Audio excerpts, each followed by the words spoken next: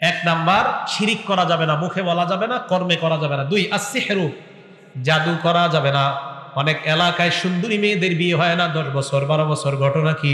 বইলোর উত্তর পাড়ার আব্দুর রহিমের ছেলে মেয়েটাকে তাবিজ করে তার বিয়ে আটকায় রাখছে 8 বছর। নবী বলেন জাদু করা যাবে না। ফজরের নামাজের পর আমার সাথে বলেন 3 বার কুল হুয়াল্লাহ। কয়বার?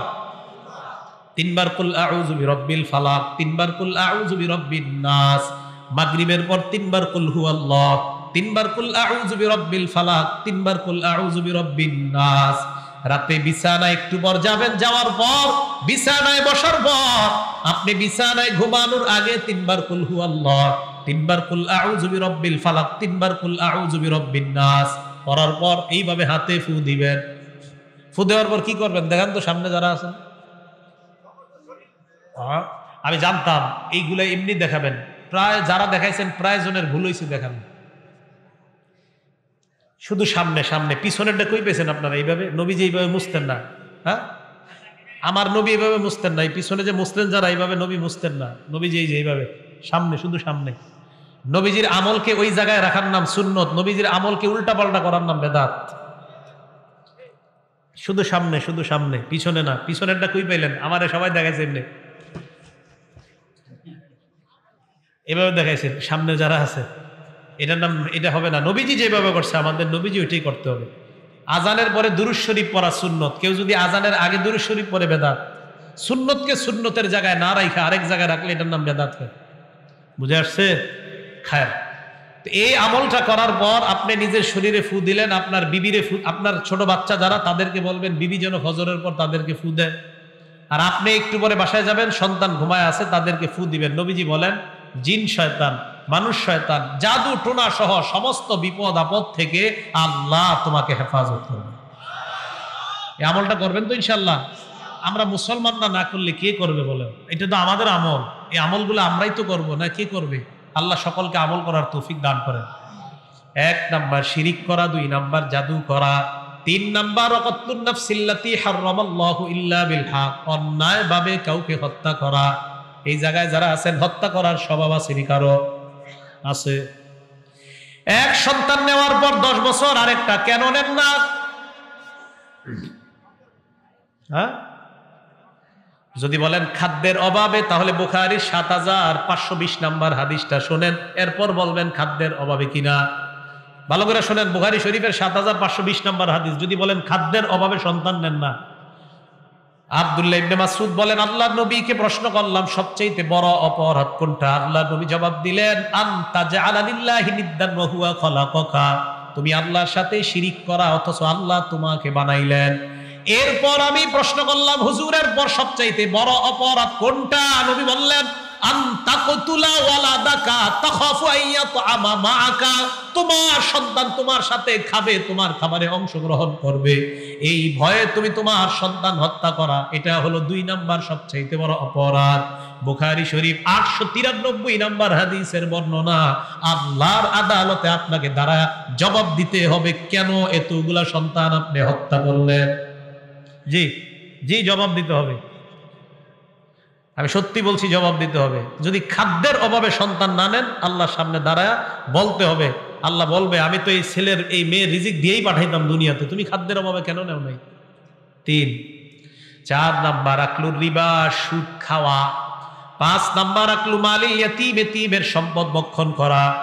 6 নাম্বার তাওয়াল্লি ইয়াউমাজ যাহফি, যুদ্ধের ময়দান থেকে, জিহাদের ময়দান থেকে পলায়ন করা। জিহাদের নিয়ত সবার আসেনি? আছে?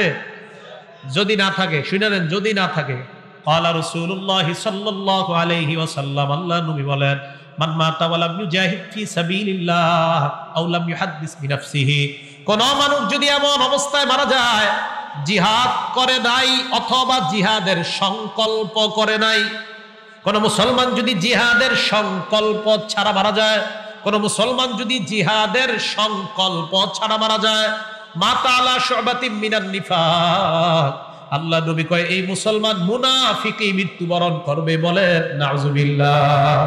মুনাফিকি, জিহাদের সংকল্প প্রত্যেক মুসলমানের থাকতে হবে। জেহাদ মানে জঙ্গি না। এখন জেহাদ শুনলে অনেকে মনে করে জঙ্গি না, মূলত জঙ্গিবাদ আর সন্ত্রাস নির্মূল করার এক নাম্বার যে ঔষধ, এই ঔষধের নাম জিহাদ। জেহাদ মানে জঙ্গি না, এটা বুঝতে হবে।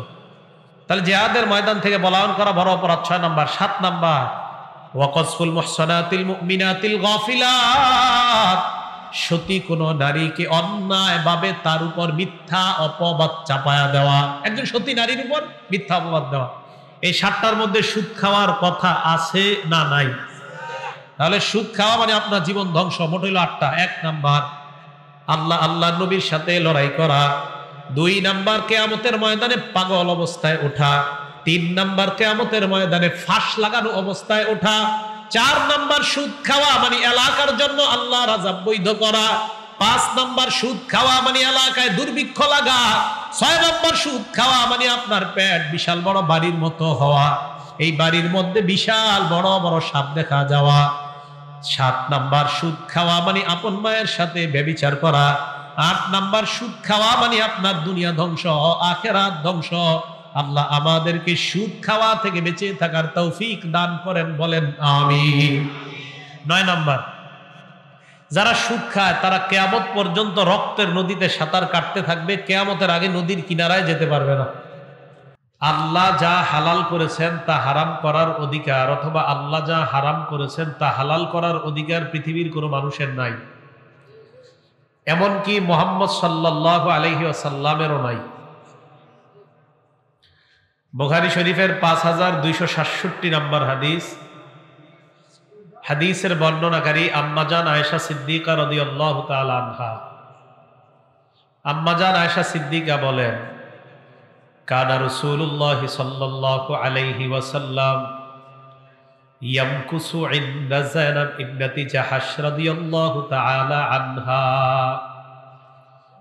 আম্মাজান আয়েশা বলেন, আল্লাহর নবী যায়নাব বিনতে জাহাশ রাদিয়াল্লাহু তাআলা আনহার কাছে দীর্ঘ সময় অবস্থান করতেন।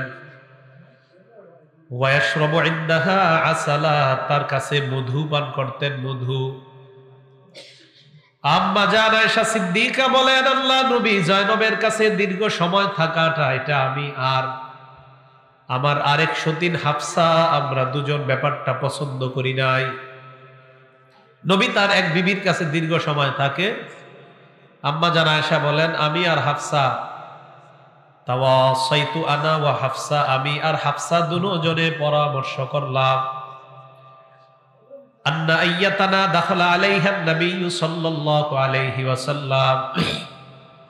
আমি হাফসাকে বললাম, হাফসা, নবীজি যায়নাবের কাছে যখন অবস্থান করে, যায়নাবের কাছ থেকে অবস্থান করার পর আমার অথবা তোমার এই দুইজনের যার কাছে আল্লাহর নবী আগে আসবে, ফালতাকুল ইন্নী আজিদু মিনকা রিহা মাগাফির আকালতাল মাগাফির। আমার কাছে নবী আসলে আমি বলবো, হুজুর আপনি কি মাগাফির খেয়েছেন নাকি? তোমার কাছে তুমিও আসলে বলবা, আপনি কি মাগাফির খেয়েছেন কিনা। মাগাফির বলেন তো কি শব্দটা? মাগাফির, মাগাফির মানে আরবের একটা গন্ধযুক্ত খাদ্য, এটাকে মাগাফির বলা হয়। হাফসা তোমার কাছে নবী আসলে বলবা, হুজুর আপনি কি মাগাফির খেয়েছেন কিনা। আমার কাছে আসলে আমিও বলবো, আপনি কি মাগাফির খেয়েছেন কিনা। তাফসীরের বর্ণনায় আল্লাহ নবী যায়নাবের ঘর থেকে বের হওয়ার পর সর্বপ্রথম হাফসা রাদিয়াল্লাহু তাআলা আনহার সাথে দেখা হয়। হযরতে হাফসা বললেন, ইয়া রাসূলুল্লাহ আকালতাল মাগাফির, আপনি কি মাগাফির খেয়েছেন কিনা। আল্লাহ নবী কয়, না আমি মাগাফির খাই নাই। কয়, আপনার মুখ থেকে মাগাফিরের গন্ধ আসে কেন? আল্লাহ নবী জবাব দেয়, অসম্ভব, আমি তো মধু পান করলাম, আমি মাগাফির খাই নাই। কয় না, আপনি মাগাফির খেয়েছেন। মুসলমান ভাইরা কথা বুঝে আসতেছে আপনাদের? আপনি মাগাফির খেয়েছেন, আপনার মুখ থেকে মাগাফিরের গন্ধ আসে। হাফসা বলে, না না মাগাফির খেয়েছেন। নবী কয়, লা শারিবতু আসালান, আমি মধু পান করেছিলাম, আমি খাইছি মধু, তুমি কও মাগাফির। কিন্তু মাগাফিরের গন্ধ আসে। টার্গেট নবীজি যাতে ওনার আরেক বিবির কাছে একটু কম যায়। নবীজি বললেন, হাফসা হালাফতু আল্লাহ আউদা, আমি শপথ করলাম আজকের পর আমি আর কখনো মধু পান করব না। মধু হালাল না হারাম? জোরে বলেন, মধু হালাল না হারাম? মাশাআল্লাহ। নবী একটা হালাল খাদ্যের ব্যাপারে বললেন, আমি আজকের পর আর মধু পান করব না, শপথ করলাম। ওয়ালা তুখবিরি বিযালিকা আহাদা, এই সংবাদটা তুমি আর কাউকে বলবা না।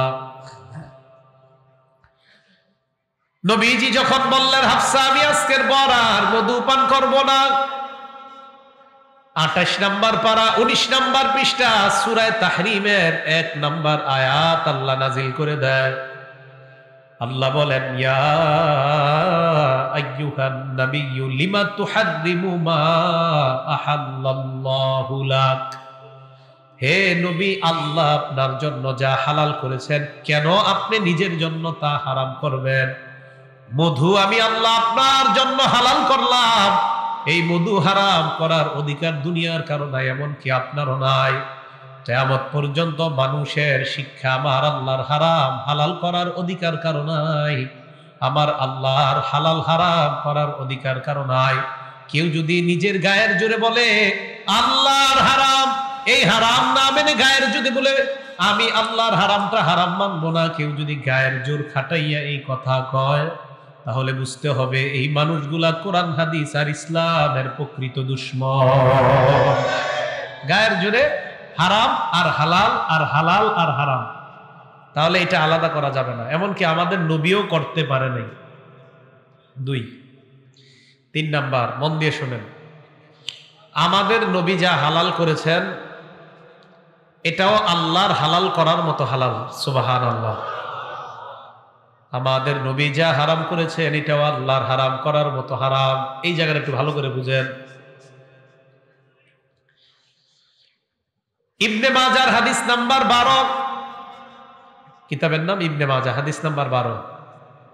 আল্লাহ নবী বলেন, ইউশিকুর রাজুলু মুত্তাকিয়ান আলা আরিকাতিহি, এমন একটা সময় আসবে মানুষ তার সিংহাসনের মধ্যে এইভাবে ভাব নিয়ে বসে থাকবে আর বুঝাইবে আমি কোরআন অনেক বুঝি, হাদিস অনেক বুঝি, এমন একটা ভাব নিবে। নবীজি বলেন,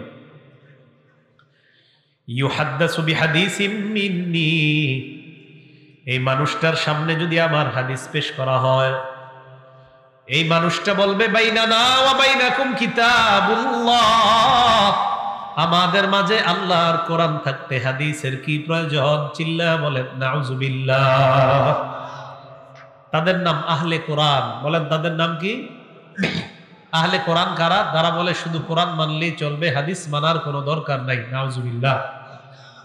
আমরা বলি কোরআনও মানতে হবে, হাদিসও মানতে হবে। তো যারা বলে আহলে কোরআন যারা, তারা হাদিস মানার কোনো প্রয়োজনীয়তা মনে করে না। তারা বলবে আমাদের মাঝে কোরআন আছে, আমাদের মাঝে কোরআন থাকতে হাদিসের কি প্রয়োজন? আমাকে আপনাকে যুক্তি দিবে আর বলবে মা ওয়াজাদনা ফীহি মিন হারাম হারামনা, এই কোরআনের মধ্যে যা হারাম পাবো এটাকে আমরা হারাম হিসাবে গ্রহণ করব। আমি আপনাদের কাছে জানতে চাই কোরআনের হারাম আমরা হারাম মানি কিনা?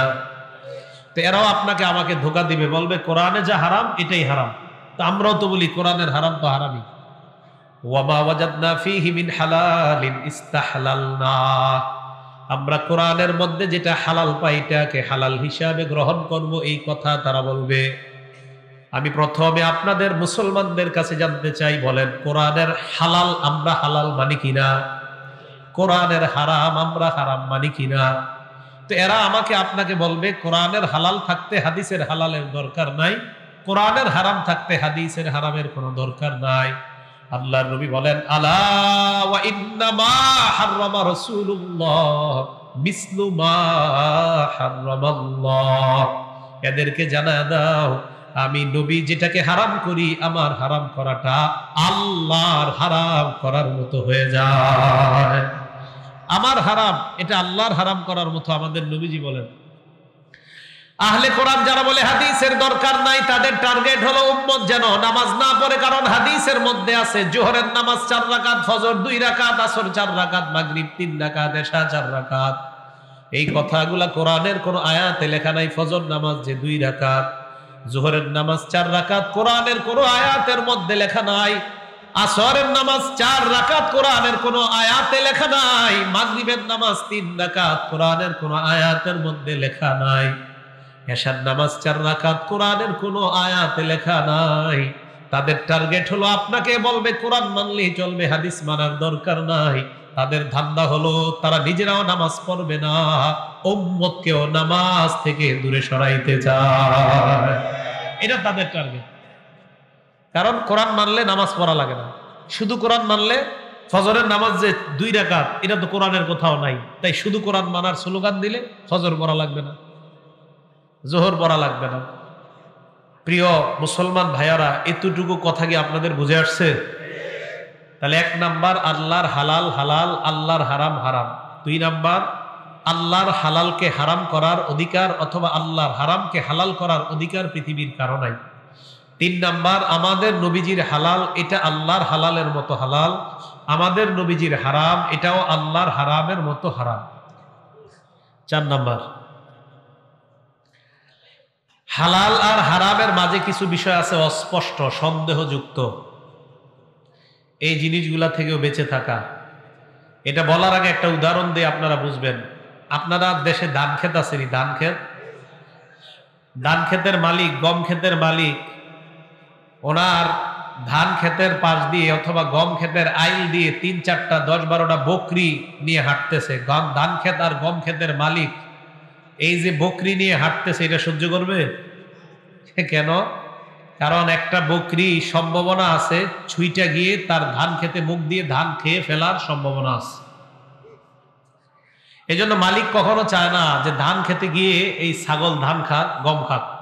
এতটুকু কথা কি আপনাদের বুঝে আসছে? তাহলে হাদিস বুঝবেন। বুখারী শরীফের 52 নম্বর হাদিস। ক্বালা রাসূলুল্লাহ সাল্লাল্লাহু আলাইহি ওয়াসাল্লাম, আল্লাহর নবী বলেন, আল হালালু বায়্যিনুন ওয়াল হারামু বায়্যিন। আল্লাহর নবী বলেন হালাল স্পষ্ট, হারাম স্পষ্ট, ওয়া বাইনাহুমা মুশাব্বাহাত। হালাল হারামের মাঝে কিছু বিষয় আছে অস্পষ্ট, সন্দেহযুক্ত। লা ইয়ালামুহা কাসীরুম মিনান নাস। আল্লাহর নবী বলেন এই যে সন্দেহযুক্ত বিষয়গুলোর ব্যাপারে অধিকাংশ মানুষ জানে না। নবী বলেন ফামানিত্তাকাল মুশাব্বাহাত, সন্দেহযুক্ত জিনিস থেকে যারা তোমরা বেঁচে থাকতে পারবা, ফাকাদ ইস্তাবরা লিদীনিহি ওয়া ইরজিহি, তার মর্যাদা আর তার ধর্ম আল্লাহ হেফাজত করে নেয়। আপনি যদি সন্দেহযুক্ত জিনিস থেকে বাঁচেন, আপনার ধর্মও বাঁচবে, আপনার মর্যাদা বাঁচবে, আপনার ধর্মও ঠিক থাকবে, আপনার মর্যাদা ঠিক থাকবে যদি সন্দেহযুক্ত জিনিস থেকে বাঁচেন। এবার আল্লাহর নবী বলেন ওয়ামান ওয়াকা ফিল মুশাব্বাহাত, সন্দেহযুক্ত জিনিসের মধ্যে যদি কেউ লিপ্ত হয়, এই ব্যক্তির দৃষ্টান্ত হলো কারাইন ইয়ারআ হাওলাল হিমা। এই ব্যক্তির দৃষ্টান্ত ওই রাখালের মতো, যেই রাখাল কোন বাদশার বাড়ির সামনে দিয়ে ছাগল চড়ায়। কোন রাখাল বাদশার বাড়ির সামনে দিয়ে মেষ চড়ায়, ছাগল চড়ায়, বাদশার বাড়ির সামনে লেখা এই বাড়ির মধ্যে যেন কোনো ছাগল মেষ ঢুকতে না পারে, এই কথাটা লেখা। এরপরেও রাখাল যখন ছাগল চড়ায়, বাদশার হুকুম অমান্য করে ছাগল 10-12টা নিয়ে বাদশার বাড়ির সামনে দিয়ে যায়। বলেন আপনারা 1-2টা ছাগল বাদশার বাড়ির মধ্যে ঢুকে যাওয়ার সম্ভাবনা আছে না নাই? আল্লাহ নবী বলেন তুমি যখন সন্দেহযুক্ত জিনিসের মধ্যে লিপ্ত হইবা, সম্ভাবনা আছে ওই সন্দেহ তোমাকে হারামের মধ্যে লিপ্ত করবে। আওয়াজ দিয়ে বলেন নাউজুবিল্লাহ। নবী বলেন শোনো, ইন্না লিকুল্লি মালিকিন হিমা, দুনিয়ার সব রাজা বাদশাদের একটা সীমানা আছে। ওয়া ইন্না হিমাল্লাহি মাহারিমুহু, আল্লাহর সীমানা হলো নিষিদ্ধ যত বিষয় দুনিয়ার মধ্যে আছে, এই নিষিদ্ধ বিষয় থেকে তোমরা দূরে থাকবা। তাহলে বলেন আল্লাহর নিষিদ্ধ জিনিস তো করাই যাবে না। আল্লাহর নবী কয় কোন সন্দেহের মধ্যে যাবা না, গেলে তুমি আল্লাহর নিষেধাজ্ঞার মধ্যে ঢুকে যাওয়ার সম্ভাবনা। ইসলামের নাম দিয়ে কোন মানুষ হারাম কোন একটা কোম্পানি খুললো আর বললো এই জায়গায় কোনো হারাম নাই, হারাম নাই। এরপরে উলামায়ে কেরাম যাচাই করে বাছাই করে বলল না, এই জায়গায় হারামের সম্ভাবনা আছে। এবার আপনি বারবার উলামায়ে কেরামকে প্রশ্ন করেন হুজুর ওই গ্রুপের থাকলে আমাদের কোনো সমস্যা আছে কিনা? যখন আপনি দেখবেন উলামায়ে কেরাম কোনো বিষয়ের ব্যাপারে কথা বলে, বুঝতে হবে এই জায়গায় সন্দেহ ঢুকে গেছে। এখন আপনার উচিত হলো এই সন্দেহযুক্ত জিনিস থেকে দূরে থাকা, অন্যথায় হারামের মধ্যে লিপ্ত হওয়ার সম্ভাবনা আছে। আল্লাহ আমাদের সকলকে হারাম হালাল বেছে সন্দেহযুক্ত জিনিস থেকেও যেন বেঁচে থাকতে পারি তৌফিক দান করেন, বলেন আমিন। চারটা কথা। 1 নাম্বার আল্লাহর হালাল, আল্লাহর হারাম। 2 নাম্বার আল্লাহর হালালকে হারাম করা, আল্লাহর হারামকে হালাল করার অধিকার কারো নাই। 3 নাম্বার আমাদের নবীর হালাল আল্লাহর হালালের মতো হালাল, আমাদের নবীর হারাম আল্লাহর হারামের মতো হারাম। 4 নাম্বার হালাল হারামের মাঝে কিছু অস্পষ্ট বিষয়, এইগুলা থেকে বেঁচে থাকা। আল্লাহ আমাকে, আপনাদেরকে, আমাদের সকলকে হারাম থেকে বেঁচে থাকতে যেন পারি আল্লাহ তৌফিক দান করেন, বলেন আমিন। এবার আপনাদের কাছে জানতে চাই, ব্যবসার লাভ হালাল, এই হালাল টাকার কোরআনের মধ্যে আল্লাহ বলেন আহাল্লাল্লাহুল বাইআ, আমি ব্যবসা হালাল করলাম। আওয়াজ দিয়ে বলেন ব্যবসা হালাল করেছেন কে? ওয়া হাররামার রিবা, সুদ আমি আল্লাহ হারাম করলাম। ব্যবসা হালাল করেছেন আল্লাহ, সুদ হারাম করেছেন আল্লাহ। এই কথাটা মনে রাখলে সামনের আলোচনায় আমরা আগাইতে পারি। আলোচনা শুনবেন তো? এমন এক বিষয়ের আলোচনা করতেছি আমি আজকে, আল্লাহ জানে কি ঘটনা ঘটে। তাহলে 275 নাম্বার আয়াত থেকে জানলাম ব্যবসা হালাল, সুদ হারাম। এবার 278-এ আসি। 278 মানে যে আয়াত আমি পড়ছি, এই আয়াতে আল্লাহ বলেন কি বলেন? আল্লাহ এই আয়াত জানার আগে একটা প্রেক্ষাপট, ভূমিকা জানি। মক্কার 2 গোত্র, এক গোত্রের নাম সাকিফ, আরেক গোত্রের নাম মাখজুমি। এই 2 গোত্র মক্কার, একটার নাম সাকিফ আর একটার নাম মাখজুমি গোত্র। কানা রিবান বাইনাহুম ফিল জাহিলিয়া, এই 2 গোত্রের মাঝে মূর্খতার যুগে সুদের কারবার ছিল তাদের মাঝে। এতটুকুই কথা বুঝে আসছে? সুদের কারবার। ফালাম্মা জাআল ইসলাম দাখালু ফি, ইসলামের দাওয়াত পাওয়ার পর সাকিব গোত্র, মাখজুমি গোত্র, উভয় গোত্র কালিমা পড়ে মুসলমান হয়ে যায়। মাথাটা একটু খাটান। এবার আপনাদের কাছে আমার প্রশ্ন, সাকিব গোত্র, মাখজুমি গোত্র অমুসলমান অবস্থায় সুদের কারবার করত, এখন তারা উভয় গোত্র মুসলমান। আবার জিজ্ঞাসা করি, সাকিব গোত্র আর মাখজুমি গোত্র অমুসলমান অবস্থায় সুদের কারবার করেছিল, এখন তাদের অবস্থানটা কি অমুসলমান না মুসলমান? এতটুকু বুঝে আসছে? আমার আলোচনা বুঝতে হবে। আমার আলোচনা কানের সুদ দিয়ে না, দিলের মধ্যে ঢুকান। আপনারা বুঝতে হবে, না বুঝলে যে কেউ জিজ্ঞাসা করবেন, আল্লাহর হস্তে ক্লাসের মতো বুঝার চেষ্টা করবেন। সাকিব গোত্র, মাখজুমি গোত্র উভয় গোত্র মুসলমান হয়েছে। মুসলমান হওয়ার পর সাকিব গোত্র মাখজুমি গোত্রের কাছে গিয়ে কয়, আমাদের বাকি সুদের টাকাগুলা দাও। এবার আপনাদের কাছে আমার প্রশ্ন, বলেন তো যারা সুদের টাকা চাইলো তারা কি মুসলমান না অমুসলমান? মাশাআল্লাহ, আপনারা আলোচনা বুঝতেছেন। তাহলে এবার আমি খুশি মনে আলোচনা করা যাবে। তাহলে সাকিব গোত্র সুদের টাকা চাইলো, তারা কি মুসলমান না অমুসলমান? এবার দেখি আরেকটা, যাদের কাছে চাইলো তারা কি মুসলমান না অমুসলমান? মুসলমান। মাশাআল্লাহ। একদল মুসলমান কয় সুদের বাকি টাকাগুলা দাও। মাখজুমি গোত্র তারাও মুসলমান, তারা জবাব দেয় লা নুতির রিবা ফিল ইসলাম, ইসলাম গ্রহণ করেছি আমরা সুদের টাকা দিমু না। একদল মুসলমান কয় দাও, আর একদল মুসলমান কয় না, দিমু না। 2 দল মুসলমানের মাঝে বিশাল বড় ঝগড়ার সম্ভাবনা। কাতাবা আত্তাব ইবনে আসিদ ইলা রাসূলিল্লাহ সাল্লাল্লাহু আলাইহি ওয়াসাল্লাম, আত্তাব ইবনে আসিদ আল্লাহর নবীর কাছে একটা চিঠি লিখলেন। যিনি চিঠিটা লিখলেন তার নাম আত্তাব ইবনে আসিদ। নবীর কাছে চিঠি পাঠাইলেন, ইয়া রাসূলুল্লাহ, ইয়া হাবিবাল্লাহ, সাকিব গোত্র মুসলমান, মাখজুমি গোত্র মুসলমান, একদল মুসলমান আর একদল মুসলমান কয় সুদের টাকা দাও। আল্লাহ নবী চিঠি পড়ে শোনাইতেছে নবীজিকে। নবীজি যখন চিঠি পড়তে থাকলেন, ওই মুহূর্তে আল্লাহ পাক রব্বুল আলামিন সূরা বাকারার 278 এবং 279 নাম্বার আয়াত আল্লাহ নাযিল করে দেন।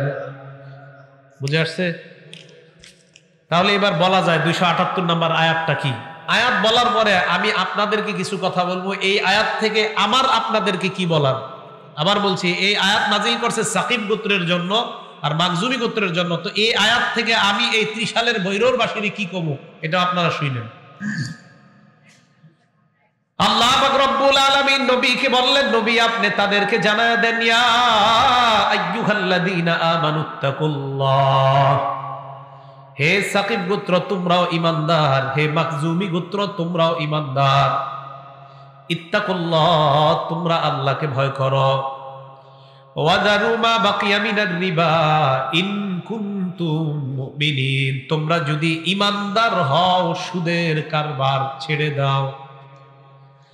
এবার আমি আপনাদেরকে বলি, ইন কুনতুম মুমিনিন অর্থ তোমরা যদি ঈমানদার হও। আমি আবার বলছি, ইন কুনতুম মুমিনিন অর্থ তোমরা যদি ঈমানদার হও। এবার আমি আয়াতটা বলি, আপনারা অনুবাদটা করবেন। বলেন তো, ইন কুনতুম মুমিনিন অর্থ কি? আরো জোরে বলেন, আরো জোরে বলেন। এবার আপনারা বলেন, আমরা যদি ঈমানদার হই। সবাই বলেন। আল্লাহ বলেন, তোমরা যদি ঈমানদার হও তাহলে আজকের আগের সুদের কারবার সব ছেড়ে দাও। আপনারা ঈমানদার? হ্যাঁ, আল্লাহ বলেন যদি ঈমানদার হও আজকের আগের যত সুদের কারবার সব সুদের কারবার তোমরা ছেড়ে দাও। সাকিব গোত্র আর মাকজুমি গোত্রের কাছে এই আয়াত আসার পর সাকিব গোত্র মাকজুমি গোত্র কয় সর্বনাশ। আল্লাহ বলছে যদি তোমরা ঈমানদার হও সুদের কারবার ছেড়ে দাও। সাথে সাথে তারা কয় না তুবু ইলাল্লাহ, এই মুহূর্তে আমরা আল্লাহর কাছে তওবা করলাম, আগের সুদের সব কারবার ছেড়ে দিলাম। তাহলে তারা সুদের কারবার ছেড়ে দেয়। এবার আপনাদেরকে আমার বলা, আমাকে আল্লাহর নবীর একজন ওয়ারিস হিসাবে আপনাদের কাছে আল্লাহ আমাকে পাঠাইলেন আর বলে দিলেন, আরিফ বিন হাবিব এই বৈলরের মানুষগুলারে জানায়া দাও, তোমরা যদি ঈমানদার হও তাহলে তোমরা সুদের কারবার ছেড়ে দাও। কিসের কারবার? সুদের কারবার ছেড়ে দাও। তাহলে সুদ আমরা খাওয়া যাবে? হালাল না হারাম? আরো জোরে বলেন, সুদ হালাল না হারাম? আল্লাহ আমাদের সকলকে সুদ থেকে যেন বেঁচে থাকতে পারি আল্লাহ তৌফিক দান করেন। তাহলে সুদের ব্যাপারে আর কথা বলা দরকার আছে? এতটুকু যথেষ্ট না? তাহলে হালাল হারামের 4 মূলনীতির আলোকে আমরা বুঝতে পারলাম সুদ এটা হারাম। এই হারামটা কি খাওয়া যাবে? আল্লাহ আমাকে আপনাকে সেই এলাকার সকলকে যেন সুদ মুক্ত একটা সমাজ গঠন করতে পারি আল্লাহ তৌফিক দান করেন। তাহলে অন্য আলোচনায় যাওয়া যায়? সবাই বলেন যাওয়া যায়? না, আমি তো সুদের আলোচনাই করবো। আমি দেখলাম কি করে সুদের আলোচনা তো শুরু হয়নি। কি হয় নাই? শুরু খালি গণবেন কি কই। সুদ যারা খায় তারা ভয়াবহ 12টা অবস্থা মনে রাখবেন। জোরে বলেন কয়টা? সবাই একসাথে। সুদ যারা খায় আর যারা না খায় সবাই কয়টা অবস্থা মনে রাখবো? এই মুহূর্ত থেকে কেউ আর উঠবেন না, উঠলেই সন্দেহ লাগবে। ঠিক আছে? বুঝছেন না? বলেন তো সুদের কয়টা ভয়াবহ অবস্থা? 1 নাম্বার, যারা সুদ খায় তারা আল্লাহ রসুলের বিরুদ্ধে যুদ্ধের ঘোষণা দেয়। সূরা বাকারা 279 নম্বর আয়াতে আল্লাহ পাক রব্বুল আলামিন বলেন, ফাইল্লাম তাফআলু ফাযানু বিহারবিম মিনাল্লাহি ওয়া রাসূলি, যদি তোমরা সুদের কারবার ছেড়ে না দাও তাহলে আল্লাহ আর তার রাসূলের বিরুদ্ধে যুদ্ধের ঘোষণা দিয়ে দাও। আল্লাহ বলেন যদি তোমরা সুদের কারবার ছেড়ে না দাও আল্লাহ নবীর বিরুদ্ধে যুদ্ধের ঘোষণা দিয়ে দাও। এ বৈলরের মুসলমান, আপনাদের পায়ে ধরে বলি আমি, আল্লাহ আর আল্লাহ নবীর বিরুদ্ধে যুদ্ধের ঘোষণা এটা ভয়ঙ্কর কথা। আজকে আমি আলোচনা করার পর যারা এই সুদের কারবারে লিপ্ত থাকবেন, আল্লাহ বুঝাইতে চায় বান্দা তুমি আলোচনাটা শোনার পরেও যদি সুদের কারবার করো তাহলে কেমন যেন তুমি এখনো আমি আল্লাহ আর আমার নবীর বিরুদ্ধে যুদ্ধের ঘোষণায় তুমি এখনো রাজি আছো। উমদাতুত তাফসীর 1 নম্বর খণ্ড 330 নম্বর পৃষ্ঠা আব্দুল্লাহ ইবনে আব্বাসের বর্ণনা, ইউকালু লি আকিলির রিবা ইয়াউমাল কিয়ামা খুদ সিলাহাকা লিল হার। কিয়ামতের ময়দানে সুদখোরকে আল্লাহ বলবে, সুদখোর তুমি তোমার অস্ত্র নাও আমি আল্লাহর সাথে আর আমার নবীর সাথে লড়াই করার জন্য। সুদখোরের অস্ত্র কি? দুনিয়ার মধ্যে সুদ খাওয়া অবস্থায় আপনার যদি মারা হয়, মৃত্যু হয়, আপনি তওবা করার আগে সুদী অবস্থায় যদি আপনার মরণ হয়, কিয়ামতের ময়দানে আল্লাহ বলবে তুমি তোমার সুদ নামক অস্ত্রটা ধারণ করো, আমি আল্লাহর সাথে লড়াই করার জন্য তুমি তৈরি হয়ে যাও, আমার নবীর সাথে লড়াই করার জন্য তুমি তৈরি হয়ে যাও। তোমার অস্ত্র নেও আমার সাথে লড়াই করার জন্য, আমার নবীর সাথে লড়াই করার জন্য তুমি তোমার অস্ত্রটা নাও। আমি আপনাদের কাছে জানতে চাই, কিয়ামতের ময়দানে আল্লাহর সাথে আর তার নবীর সাথে লড়াই করার ক্ষমতা কারো আছে? তাহলে সুদের কারবার ছেড়ে দিব আমরা। এক নাম্বার, কার সাথে লড়াই করা? সুদ খাওয়া মানে আল্লাহ আর আল্লাহ নবীর সাথে লড়াই করা। দুই নাম্বার, যারা সুদ খায় তারা কিয়ামতের ময়দানে কবর থেকে পাগল অবস্থায় উঠবে। বলেন নাউজুবিল্লাহ। যারা সুদ খায় তারা পাগল অবস্থায় উঠবে কিয়ামতের মাঠে। সূরা বাকারা আয়াত নাম্বার 275 আল্লাহ বলেন আল্লাযীনা ইয়াকুলুনার রিবা। এই আয়াতের অর্থ, এই আয়াত পূর্ব আপনারা অনুবাদ করবেন আল্লাযীনা ইয়াকুলুনার রিবা। আবার আল্লাযীনা ইয়াকুলুনার রিবা হয় নাই, সব দিক থেকে আল্লাযীনা ইয়াকুলুনার রিবা। এইটা আগে করলেন না এই আওয়াজটা? আবার হ্যাঁ, আল্লাযীনা ইয়াকুলুনার রিবা। মাশাআল্লাহ। কি হবে তারা? লা ইয়াকুমুনা ইল্লা কামা ইয়াকুমুল্লাযী ইয়াতাখাব্বাতুহুশ শাইতানু মিনাল মাস। কিয়ামতের ময়দানে এইগুলা কবর থেকে এমন অবস্থায় উঠবে, দেখলে মনে হবে শয়তান তাদেরকে স্পর্শ করে পাগল বানায়া দিছে। বলেন নাউজুবিল্লাহ। সুদখোরকে কিয়ামতের ময়দানে দেখলেই মনে হবে শয়তান তারে পাগল বানায়া দিছে। ভালো করে মনে রাখবেন, আমাদের দেশে অথবা সারা দুনিয়ার কোন কোট প্যান্ট টাইওয়ালা যদি বলে সুদ এটা সামান্য অল্প সুদ, কোনো ব্যাপার না, গ্রামগঞ্জের সামান্য 5-10 টাকার সুদ এইগুলা কোনো ব্যাপার না, ডক্টর ইউনূসের মতো যদি কেউ বলে গ্রামগঞ্জের ক্ষুদ্র ঋণ এই ঋণগুলা কোনো ব্যাপার না, সুদের মধ্যে এইগুলা কোনো সমস্যা না, সে যত বড় ডক্টর হোক আমরা বলবো তুমি দুনিয়ায় থাইকাও তুমি শয়তানের দ্বারা তুমি পাগল, এতে কোনো সন্দেহ নাই। দুনিয়াতে যদি কেউ বলে সুদ এটা ব্যাপার না, সামান্য কিছু খাওয়া, কেউ যদি ইসলামের লেবাস লাগায় আর ওই জায়গায় বলে এই জায়গায় সুদ কম দেওয়া হয়, কিসের লেবাস লাগায়? ইসলামের লেবাস, ইসলামের নাম দিয়ে যদি বলে এই জায়গায় তুলনামূলক সুদ কম দেওয়া হয়, আর যদি এই কথা বলে আমাদের এই জায়গায় হালাল ভাবে ব্যবসা পরিচালিত হয়, আবার সুদের কারবার হয়, বুঝতে হবে এই মানুষগুলা হলো মুনাফিক মার্কা শয়তান। ইসলামের লেবাস দিয়ে সুদ। কথা বুঝে আসছে? এক নাম্বার সুদ খাওয়া আল্লাহ আল্লাহ নবীর সাথে লড়াই করা। দুই নাম্বার সুদ খাওয়া মানে কিয়ামতের ময়দানে পাগল অবস্থায় উঠা। এবার আমার দিকে তাকান। তিন নাম্বার, সুদ খাওয়া মানে আপনার গলাটা এইভাবে চেপে ধরবে কেউ, এইভাবে জোরে চেপে ধরবে, আসলে কিন্তু কেউ ধরবে না। সুদখোর যখন কিয়ামতের মাঠে উঠবে তখন তাকে দেখলেই মনে হবে কেউ তার গলাটা এইভাবে চাপ দিয়ে ধরছে, মনে হয় যে ফাঁসি লাগাইতেছে, আর ফাঁস দেওয়া রুগীদের মতো কিয়ামতের মাঠে সুদখোর উঠবে। তার গলাটায় মনে হবে কেউ ফাঁসি দিতেছে, এইভাবে ফাঁস হা হা করতে করতে জিহ্বাটা বের হয়ে থাকবে, এইভাবে সুদখোর কিয়ামতের মাঠে উঠবে। ওমদাতুত তাফসীর 1 নম্বর খণ্ড 330 নম্বর পৃষ্ঠা, আব্দুল্লাহ ইবনে আব্বাসের আরেকটা বর্ণনা, আকিলুর রিবা ইউবাসু ইয়াউমাল কিয়ামাতি মাজনুনান ইউখনা। কিয়ামতের ময়দানে সুদখোর পাগল অবস্থায় উঠবে এবং তার গলাটা কেউ চেপে ধরছে এমন অবস্থায় উঠবে। বলেন নাউজুবিল্লাহ। 3 নাম্বার জানতে পারলাম সুদ খাওয়া মানে কিয়ামতের ময়দানে আপনার গলাটা ফাঁসির রোগীদের মতো চেপে ধরে এমন অবস্থায় ওঠা। 4 নাম্বার, যারা সুদ খায় তারা আপনাদের এলাকার জন্য আল্লাহর আযাব আসমান থেকে টাইনা নিয়ে আসে। বলেন নাউজুবিল্লাহ। তাহলে 4 নাম্বার যারা সুদ খায় আসমান থেকে তারা আযাব টাইনা নিয়ে আসে। এই জায়গা একটু তাড়াতাড়ি শোনেন। তাহলে আপনাদের এলাকার নাম বৈলর। এই বৈলরের মানুষগুলা এই কথাটা মন দিয়ে শোনেন, আপনাদের এই বৈলরে আল্লাহ আযাব দিতে চায় না, সুদখোররা আযাবটা দুনিয়াতে টাইনা নেয়।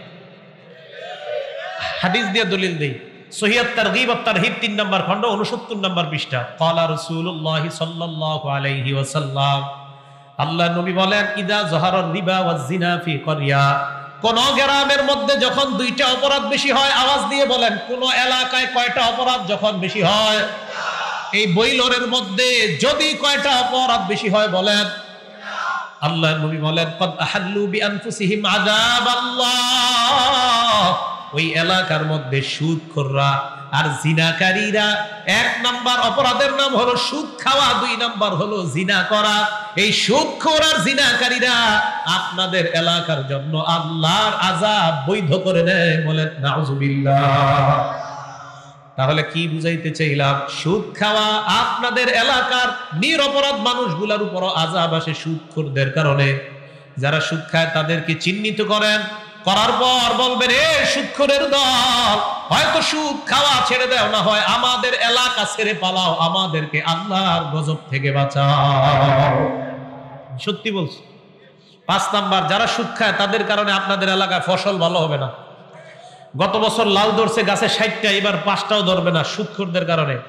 বাচ্চা মায়ের বুকের দুধ পান করতে পারবে না। এ সুদখোর জবাব দেন, বাচ্চার কি দোষ? আপনার কারণে বাচ্চা মায়ের বুকের দুধ পায় না।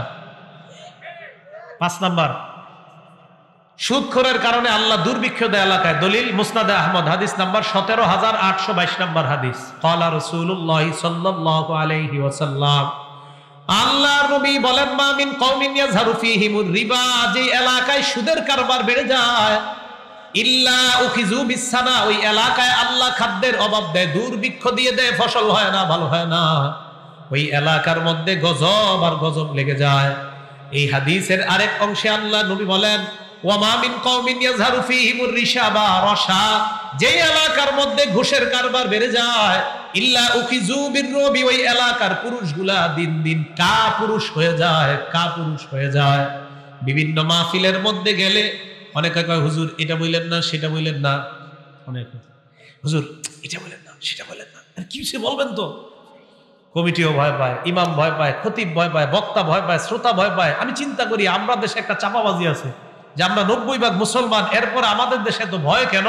আমার নবী হাদিসে বইলা দিছে, যেই দেশে ঘোষের কারবার বাড়বে ওই দেশের পুরুষ দিন দিন মহিলা মার্কা পুরুষ হয়ে যাবে। কাপুরুষ পুরুষ কাপুরুষ হবে। হাদিস স্পষ্ট, মুসনাদ আহমদ 17822 নম্বর হাদিস। 6 নম্বর, যারা সুদ খায় তাদের পেটটা বড় বাড়ির মতো হবে। কিসের মতো হবে? বাড়ির মতো হবে। দলিল ইবনে মাজাহ হাদিস নাম্বার 2273 নম্বর হাদিস, 2273। আন আবি হুরায়রা রাদিয়াল্লাহু তাআলা আনহু قال قال رسول الله صلى الله عليه وسلم, আবু হুরায়রা রাদিয়াল্লাহু তাআলা আনহুর বর্ণনা, আল্লাহ নবী বলেন আতাইতু লাইলাতান উসরিয়া বি আলা কওমিন, মেরাজের রাতে আমি যখন মেরাজে গেলাম, একদল মানুষের পাশ দিয়ে আমি চলতে লাগলাম। এই মানুষগুলার দিকে তাকায় দেখলাম বুতুনুহুম কাল বুয়ুত, তাদের পেটগুলা বিশাল বড় বাড়ির মতো। পেটগুলা কিসের মতো? আল্লাহর নবী বলেন তাকায় দেখলাম ফিহা আল হাইয়াত তুরাবিন খারিজি বুতুনিহিম, আল্লাহর নবী বলেন তাকায় দেখলাম তাদের পেটের বাহির থেকে দেখা যায় ভিতরে বিশাল বড় বড় সাপ দৌড়ায়। আল্লাহর নবী বলেন আমি দেখলাম একদল মানুষ, তাদের পেটগুলা বিশাল বড় বাড়ির মতো, বাড়ির ভিতর বিশাল বড় সাপ দেখা যায়। আমি প্রশ্ন করলাম মানহা উলা ইয়া জিব্রাইল, জিব্রাইল এরা কারা? জিবরিল আমিন জবাব দেয় হা উলাই আকালাতুর রিবা ইয়া রাসূলুল্লাহ, হুজুর এরা হলো সুদখোরের দল। চিল্লায়া বলেন নাউযুবিল্লাহ। যারা আপনারা সুদ খান, আপনার সুদের টাকা আপনার সন্তান, আপনার মেয়ে, আপনার ছেলে, আপনার বিবির শরীরটা বড় হয়। আল্লাহ নবী বলেন লা ইয়াদখুলুল জান্নাতা জাসাদুন গুযিয়া বিল হারাম, ওই শরীরটা জান্নাতে যাবে না যেই শরীরটা হারাম টাকায় লালিত পালিত হয়। সুদ খান আপনারা যারা, সুদের মাধ্যমে পেটের মধ্যে আপনি বিশাল বড় বড় সাপ আপনি পালতেছেন, আবার আপনার সন্তান, আপনার ছেলে মেয়েটা আপনি জাহান্নামী বানান। এই জায়গায় আপনারা যারা আছেন, আপনাদের হাতে দড়ি পায়ে দড়ি। যুবক ভাই, আপনি আপনার বাবাকে বলেন আব্বা আগে বছরে আপনি 5টা 10টা শার্ট আমাকে দিতেন, এখন এত পরিমাণ শার্ট আমার দরকার নাই, আমাকে আপনি কম দেন, আমরা কম খাবো, কম পরিধান করব। সুদের টাকা কখনোই ধরা যাবে না, সুদ খাওয়া যাবে না। আপনাদের পায়ে ধরি, সুদ খায়েন না, এলাকার বইলরের মানুষ সুদ খায়েন না। জিন্দেগিটা শেষ হয়ে যাচ্ছে, সমাজ ঘর সব শেষ সুদের কারণে। এলো 6 নাম্বার। 7 নাম্বার, আপনারা আমার সামনে যারা আছেন, ওলামায়ে কেরাম স্টেজে যারা আপনারা ছাড়া, আপনারা হাত তুলতে হবে না, এটা সামনের বেয়াদবি দেখা যায়। সামনে যারা আছেন, আমরা সবাই মায়ের সন্তান না? মা, সবাই হাত তোলেন। সবাই মায়ের সন্তান না? আমি এখন একটা হাদিস বলবো, বলার পর হাত নামাবেন, হাত তুলে রাখেন। হাদিস নাম্বার ইবনে মাজাহ 2274 নাম্বার হাদিস। এটাও আবু হুরায়রা রাদিয়াল্লাহু তাআলা আনহুর বর্ণনা। ক্বালা রাসূলুল্লাহি সাল্লাল্লাহু আলাইহি ওয়াসাল্লাম, আল্লাহর নবী বলেন, আর রিবা সাবউনা হুবা, সুদের 70টা শাখা। জোরে বলেন, সুদের শাখা কয়টা? নবী বলেন, আইসারুহা আইয়ান কিহার রাজুল উম্মা, সবচাইতে ছোট শাখা হলো আপন মায়ের সাথে জিনা করা।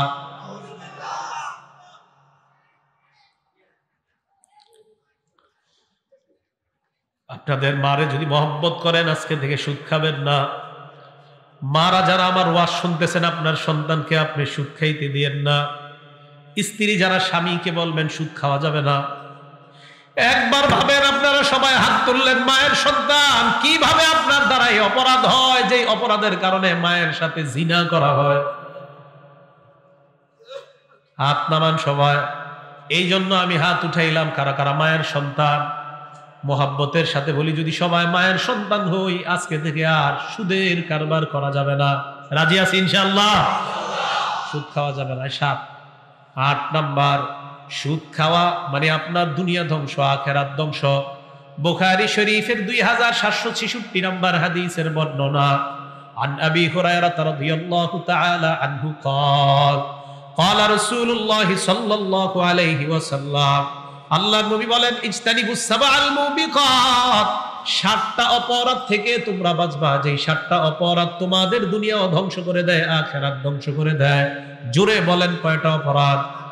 আরো জোরে বলেন কয়টা? 1 নাম্বার, আশিরকু বিল্লাহ, আল্লাহর সাথে শিরিক করা যাবে না। মুখে শিরকি কথা বলা যাবে না, কর্মের মাধ্যমে শিরকি কর্ম করা যাবে না, মাজারে সেজদা দেওয়া যাবে না, বাবার কাছে কিছু চাওয়া যাবে না, মুখের মাধ্যমে অবৈধভাবে বিয়ের আগে একটা ছেলে একটা মেয়েকে বলতে পারবে না আমি তোমাকে ভালোবাসি, বলা যাবে না। কি করা যাবে না? স্বামী তার স্ত্রীকে ভালোবাসে আল্লাহর জন্য, ছেলে তার মাকে ভালোবাসে আল্লাহর জন্য, মা তার ছেলেকে ভালোবাসে আল্লাহর জন্য, ছেলে তার মেয়েকে ভালোবাসে আল্লাহর জন্য, স্ত্রী স্বামীকে ভালোবাসে আল্লাহর জন্য। এবার আপনাদের কাছে আমার জানতে চাওয়া, বলেন বিয়ের আগে অবৈধভাবে একটা ছেলে মেয়েকে ভালোবাসে কার জন্য? হ্যাঁ, মনে রাখবেন, কোন ছেলে কোন মেয়েকে অবৈধভাবে যদি বলে আমি তোমাকে ভালোবাসি, এটা আল্লাহর সাথে ভালোবাসা শেয়ার করা হয়। শেয়ারের আরবি শিরিক, শিরিকের বাংলা অংশীদারিত্ব সাব্যস্ত করা, অবৈধভাবে প্রেম করা, এটা শিরিক। কি এক কথা আজকে বললাম, ঠিক না? এটা শোনেন নাই কিন্তু, যে প্রেম করা যে শিরিক। প্রেমে একটা ছেলে মেয়েকে বলে আমি তোমাকে ভালোবাসি, আল্লাহর ভালোবাসা আরেক জায়গায় অংশীদারিত্ব করলেন আল্লাহর সাথে। সাথে, এই সাথের আরবি শেয়ার, শেয়ার সাথের ইংলিশ শেয়ার, এই শেয়ারের আরবি শিরিক। শিরক, শেয়ার, অংশীদারিত্ব। আপনি আল্লাহর সাথে কাউকে ভালোবাসতে পারেন না। মেয়েকে ভালোবাসি আমি, আমার মেয়েকে, আমি আমার মাকে ভালোবাসি, এই ভালোবাসায় হুকুম আছে আল্লাহর। আল্লাহর জন্য ভালোবাসা, আল্লাহর সাথে ভালোবাসা, আল্লাহর জন্য ভালোবাসা, আল্লাহর সাথে ভালোবাসা, আল্লাহর জন্য ভালোবাসার নাম ইখলাস, আল্লাহর সাথে ভালোবাসার নাম শিরিক। বাংলাটা মনে থাকবে?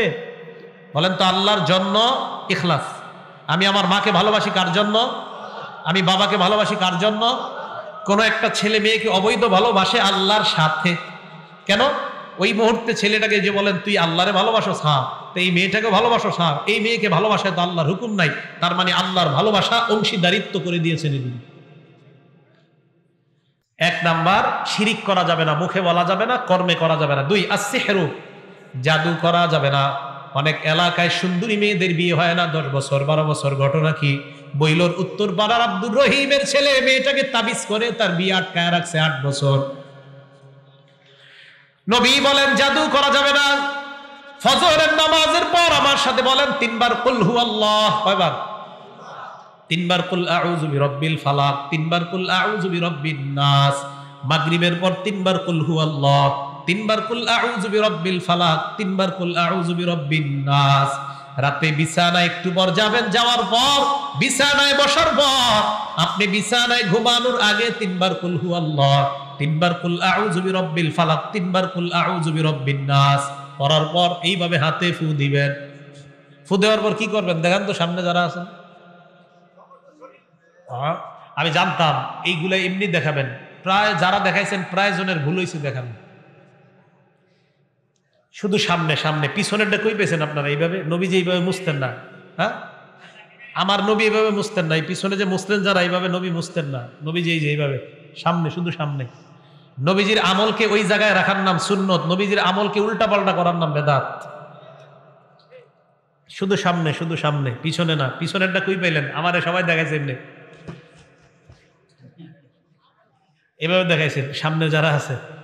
এটার নাম, এটা হবে না। নবীজি যেভাবে করছে আমাদের নবীজি ওইটাই করতে হবে। আজানের পরে দুরূদ শরীফ পড়া সুন্নত। কেউ যদি আজানের আগে দুরূদ শরীফ পড়ে বেদাত।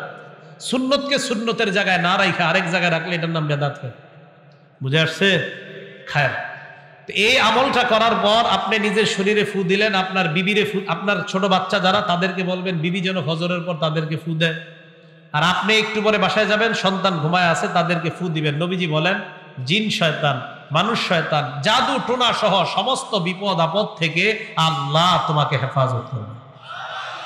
এই আমলটা করবেন তো ইনশাল্লাহ? আমরা মুসলমানরা না করলে কে করবে বলেন? এটা তো আমাদের আমল। এই আমলগুলো আমরাই তো করবো, না কে করবে? আল্লাহ সকলকে আমল করার তৌফিক দান করেন।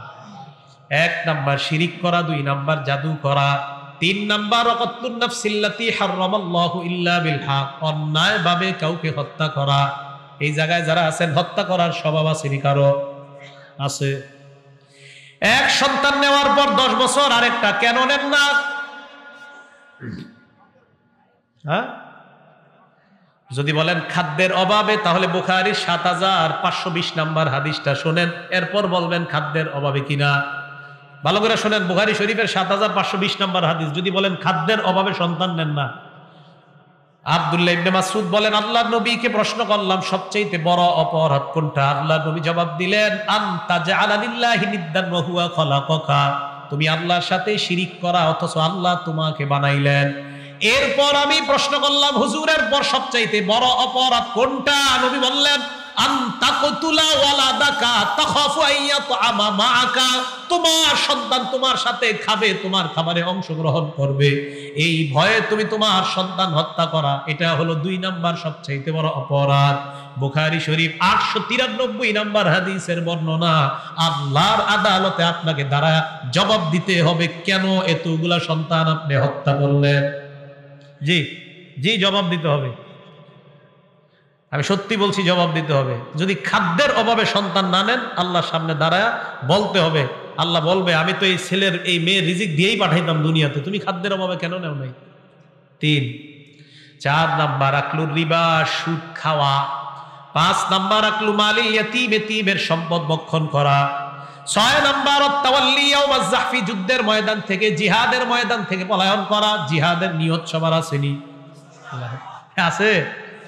যদি না থাকে শুনে নেন, যদি না থাকে ক্বালা রাসূলুল্লাহ সাল্লাল্লাহু আলাইহি ওয়াসাল্লাম, আল্লাহর নবী বলেন মান মাতা ওয়া লাম ইউজাহিদ ফি সাবিলিল্লাহ আও লাম ইউহাদ্দিস বিনাফসিহি, কোন মানুষ যদি এমন অবস্থায় মারা যায় জিহাদ করে নাই অথবা জিহাদের সংকল্প করে নাই, কোন মুসলমান যদি জিহাদের সংকল্প ছাড়া মারা যায়, কোন মুসলমান যদি জিহাদের সংকল্প ছাড়া মারা যায়, মাতা আলা শুবাতিন মিনান নিফাক, আল্লাহ নবী কয় এই মুসলমান মুনাফিকি মৃত্যুবরণ করবে। বলেন নাউজুবিল্লাহ। মুনাফিকি। জিহাদের সংকল্প প্রত্যেক মুসলমানের থাকতে হবে। জিহাদ মানে জঙ্গি না। এখন জিহাদ শুনলে অনেকে মনে করে জঙ্গি না, মূলত জঙ্গিবাদ আর সন্ত্রাস নির্মূল করার 1 নাম্বার যে ঔষধ, এই ঔষধের নাম জিহাদ। জিহাদ মানে জঙ্গি না, এটা বুঝতে হবে। তাহলে জিহাদের ময়দান থেকে পলায়ন করা বড় অপরাধ 6 নাম্বার। 7 নাম্বার ওয়াকসফুল মুহসানাতিল মুমিনাতিল গাফিলাত, সতী কোন নারীকে অন্যায় ভাবে তার উপর মিথ্যা অপবাদ চাপায়া দেওয়া, একজন সতী নারীর উপর মিথ্যা অপবাদ দেওয়া। এই 7টার মধ্যে সুদ খাওয়ার কথা আছে না নাই? তাহলে সুদ খাওয়া মানে আপনার জীবন ধ্বংস। মোট হইল 8টা। 1 নাম্বার আল্লাহ নবীর সাথে লড়াই করা। 2 নাম্বার কিয়ামতের ময়দানে পাগল অবস্থায় ওঠা। 3 নাম্বার কিয়ামতের ময়দানে ফাঁস লাগানো অবস্থায় ওঠা। 4 নাম্বার সুদ খাওয়া মানে এলাকার জন্য আল্লাহর আযাব বৈধ করা। 5 নাম্বার সুদ খাওয়া মানে এলাকায় দুর্ভিক্ষ লাগা। 6 নাম্বার সুদ খাওয়া মানে আপনার পেট বিশাল বড় বাড়ির মতো হওয়া, এই বাড়ির মধ্যে বিশাল বড় বড় সাপ দেখা যাওয়া। 7 নাম্বার সুদ খাওয়া মানে আপন মায়ের সাথে ব্যভিচার করা। 8 নাম্বার সুদ খাওয়া মানে আপনার দুনিয়া ধ্বংস, আখিরাত ধ্বংস। আল্লাহ আমাদেরকে সুদ খাওয়া থেকে বেঁচে থাকার তৌফিক দান করেন, বলেন আমিন। 9 নাম্বার, যারা সুদ খায় তারা কিয়ামত পর্যন্ত রক্তের নদীতে সাঁতার কাটতে থাকবে, কিয়ামতের আগে নদীর কিনারায় যেতে পারবে না। নাউজুবিল্লাহ, আস্তে কোন। দলিল বুখারী শরীফের 2085 নাম্বার হাদিস। এই হাদিসটা সংক্ষিপ্ত আসছে। 1386 নাম্বার হাদিস একটু বড়, 7047 নাম্বার হাদিস অনেক বড়। তিনোটাই সুদের ব্যাপারে কথা আছে। তিনোটা হাদিসের বর্ণনাকারী সামুরা ইবনে জুনদুব রাদিয়াল্লাহু তাআলা, তিনি বলেন, ফজরের নামাজ পড়ার পর আকবালা আলাইনা বিওয়াজহিহি, নবীজি আমাদের দিকে চেহারা করে বসলেন। আপনাদের এলাকার ইমাম সাহেব ফজরের পর চেহারা আপনাদের দিকে করে কিনা? সবাই কয় না। নবীজি আমাদের দিকে চেহারা করে বসলেন। বসার পর আল্লাহ নবী আমাদের দিকে তাকাইলেন, তাকায়া আমাদেরকে বললেন, হাল রাআ আহাদুম মিনকুম মিন রুইয়া, তোমাদের মধ্যে গত রাত্রে কেউ কোনো স্বপ্ন দেখেছো কিনা? সাহাবারা কোনো জবাব দেয় না। নবী বললেন, যেহেতু তোমরা কোনো জবাব দাও না, আমি বলি গত রাত্রের একটা ঘটনা তোমাদেরকে শোনাইতে চাই।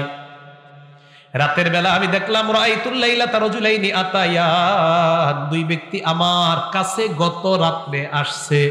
এতটুকু কথা আপনারা বুঝছেন? আচ্ছা। আসার পর ফাত্তা আসানি, আমারে জাগাইছে, এই ওঠেন ওঠেন। আমি জাগছি। ফাখরাজানি ইলা আরদিন মুকাদ্দাসা, আমারে নিয়ে চললো একটা পবিত্র জমিনে গেলাম। নবী বলেন, যাইতে যাইতে হাত্তা আতাইনা আলা নাহরিম মিন দাম, একটা রক্তের নদীর কাছে পৌঁছলাম। আপনাদের কাছে জানতে চাই, দুনিয়ার যে নদীগুলা আমরা দেখি, এই নদীগুলার মধ্যে পানি না রক্ত? নবীজি বলেন, আমি একটা নদীর কাছে গেলাম, নদীর মধ্যে তাকায় দেখলাম নদীর পানিগুলা রক্ত আর রক্ত। নদীর মধ্যে তাকাইলাম, তাকায় দেখলাম ফিহি রাজুলুন কাইম, এক ব্যক্তি নদীর মাঝখানে দাঁড়ায় আছে। নদীর কিনারায় তাকাইলাম, তাকায় দেখলাম আলা শাত্তিন নহরি রাজুলুন বাইনা ইয়াদাইহি হিজারা, নদীর কিনারায় একজন দাঁড়ায় আছে, তার সামনে পাথর আর পাথর। নদীর মাঝখানে একজন, কিনারায় একজন। আমি একবার তার দিকে তাকাই, একবার মাঝের লোকটার দিকে তাকাই। নবীজি বলেন, ফাআকবালার রাজুলুল্লাযী ফিন নাহরি, নদীর মাঝখানের যে লোকটা, এই লোকটা সাঁতার কাটা শুরু করছে কিনারায় যাওয়ার জন্য। আল্লাহর নবী বলেন, লোকটা সাঁতার কাটতে কাটতে নদীর কিনারায় যখন যায়, রামাল্লাযী আলা শাত্তিন নাহরি বিহাজারিন ফি ফিহি, নদীর কিনারায় যে লোকটা, এই লোকটা পাথর নিয়ে সাঁতারকারী লোকটার মুখ বরাবর মারে। ফালকামাহু হাজার, আল্লাহ নবী কয়, ভাব যেইভাবে আমরা লোকমা দিয়া গিলা নেই, ওই পাথরটা বিশাল বড় মুখের ভিতর লোকমার মতো ঢুকে যায়। রাদ্দাহু হাইসু কানা, নবী বলেন, পাথরের আঘাতের সাথে সাথে লোকটা আবার আগের জায়গায় যায়, আবার সাঁতার কাটা শুরু হয়, আবার নদীর কিনারায় যায়। আল্লাহর নবী বলেন, আবার পাথর মারে, আবার নদীর মাঝখানে যায়। ফাজাআলার রাজুলু কুল্লামা জাআ লিয়াখরুজা রামাল্লাযী আলা শাত্তিন নাহরি বিহাজারিন ফি ফিহি, যতবার নদীর কিনারায় উঠতে চায় ততবার পাথরের আঘাতে আবার নদীর মাঝখানে যায়। আমি প্রশ্ন করলাম ওই 2 জনকে, এই লোকটাকে, যে এই লোকটার এত কষ্ট, আমাকে তারা 2 জন জবাব দেয়, আল্লাযী রাআইতাহু ফিন নাহরি আকিলুর রিবা,